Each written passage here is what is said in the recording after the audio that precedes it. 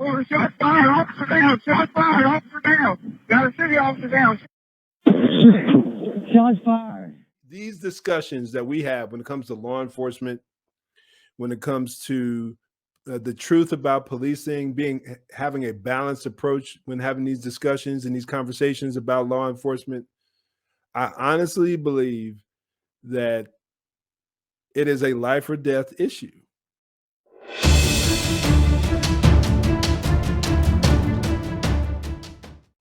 What do we see? What happens when you get a young man, young person in general, who is literally terrified of the police, who truly believes that the police are hunting down Black men? He listens to people like LeBron James and that attorney Crump.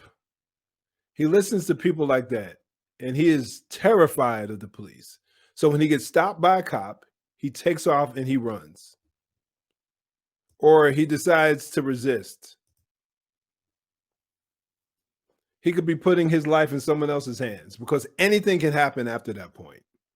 Or what do we do with the individual who sees every report, because those are the ones that they post that make the headlines, that make the nightly tops news story, when they hear about the rare occasion, and I said rare occasion, where anyone is shot by the police, let alone someone who is innocent and unarmed.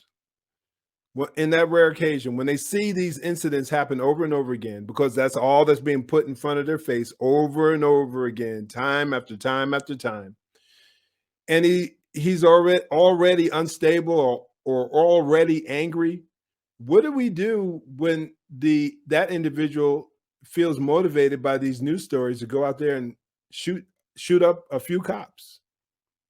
That has happened on multiple occasions, and it will continue to happen.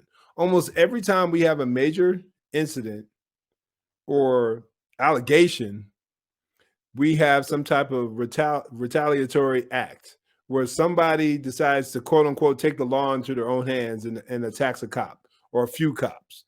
I mentioned it on Wednesday, the Dallas shooting.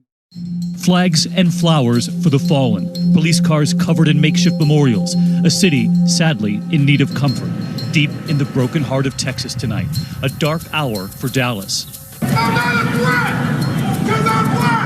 It all began at 7 o'clock last night, a large demonstration gathering in Belo Garden, a park in downtown Dallas. No justice! No peace! No justice! No peace! Demanding change after police killed Black men in Louisiana and Minnesota this week. For nearly 2 hours, everything running smoothly. Dallas police post photos and video on social media, handshakes and smiles with the protesters. The crowd estimated at 800, with 100 officers watching over. And then, just as darkness falls, you can see the moment when one protester realizes something had gone terribly wrong. And the peaceful march turns into a panicky scramble for safety. The first crack of gunfire. Some thought it was fireworks left over from the 4th of July earlier this week. Please, over there! Come on! It wasn't. Police radio broadcasting out the chilling warning. Shots fired, officer down. We got a guy with a long rifle. We don't know where the hell he's at. SWAT officers on floor 2. They're taking fire with the suspect shooting at police. The killing is not random. In the bullseye, the police. The shots fired from a parking garage at El Centro College.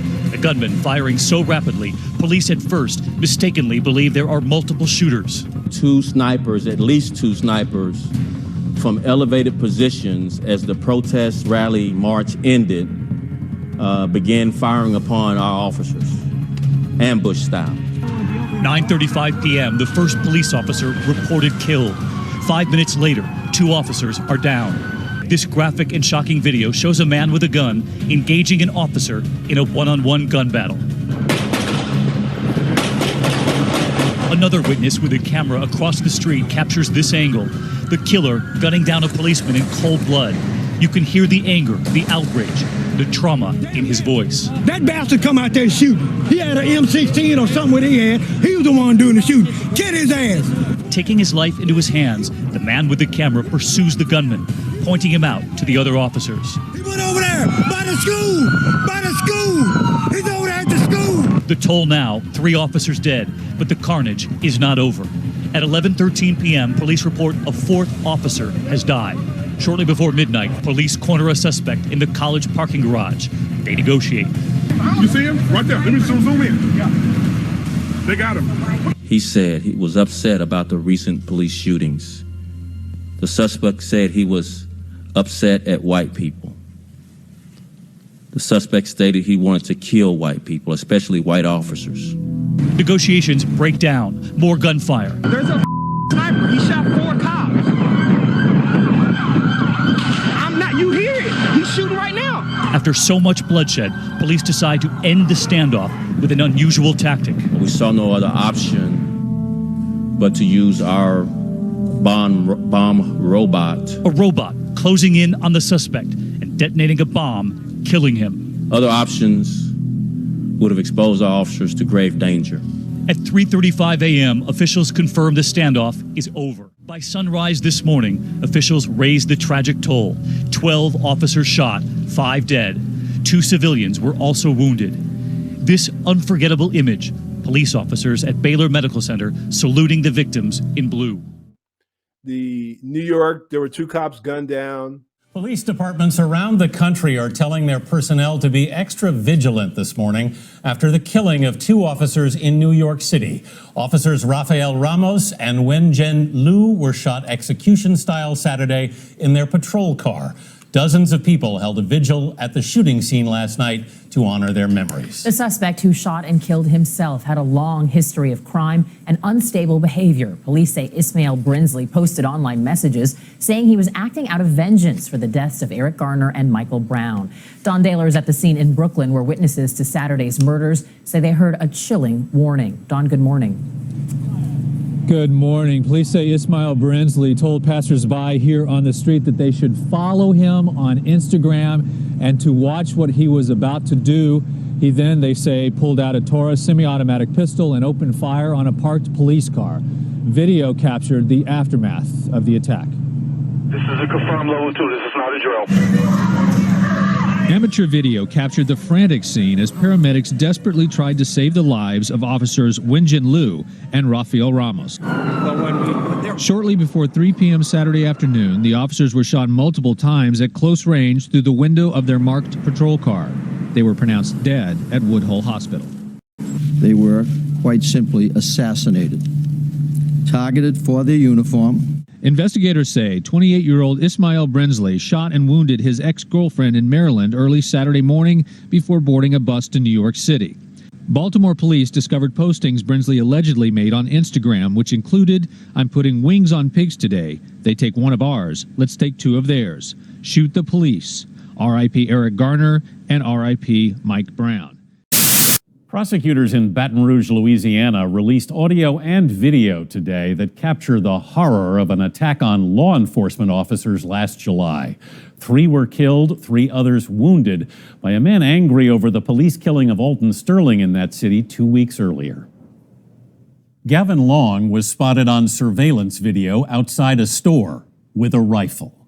Sheriff's Deputy Brad Garofalo radioed that he was on the scene. Then this. Oh, shot fired, officer down, shot fired, officer down. Got a city officer down. They were ambushed by Long, an ex-Marine who'd served in Iraq. The next call came from Officer Matthew Gerald. Shots fired. Garofalo, Gerald, and Officer Montrell Jackson were killed. Other officers responded and were wounded. Shot still fired, shot still fired. I'm bleeding on the head. Take cover. 4 shots fired. Left arm. The DA says Long fired 43 rounds. The battle lasted 14 minutes until tactical officers took him down. We have a shooter down behind the thickness. That's for black male, black fatigues, maybe wearing body armor. Long, who'd traveled from Kansas City to Baton Rouge, is believed to have acted alone. And all these individuals were motivated by revenge. They were motivated by their hatred of the police. LA, when those 2 officers were shot up and the dude just took off running. Breaking news. There's been a major break in the ambush shootings of 2 LA County Sheriff's deputies earlier this month. Welcome to CBS 2 News at 11 and streaming on CBS in LA. I'm Suzanne Marquez. And I'm DeMarco Morgan. This is a major development. A suspect has now been identified in that ambush, and he was already in custody. CBS 2's Cara Finstrom is live in downtown LA where the announcement was just made. Cara.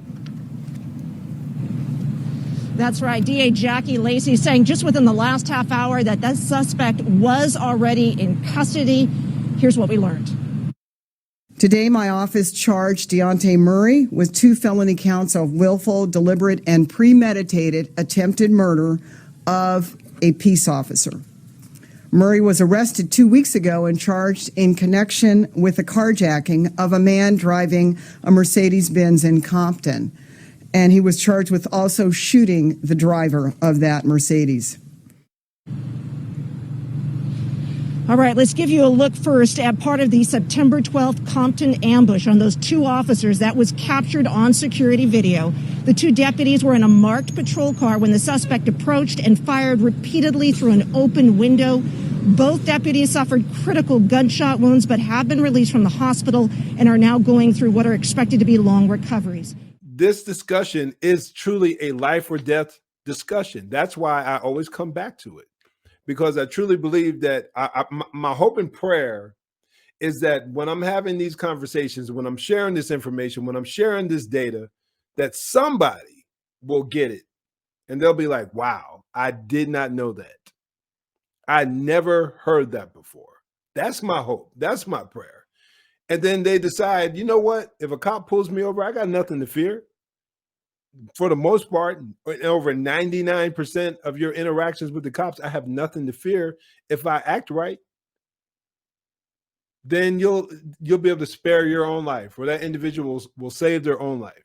Even if you're dealing with a bad cop, most likely they'll be able to save their own lives. That's my goal. That's my desire with Code Red Conversations.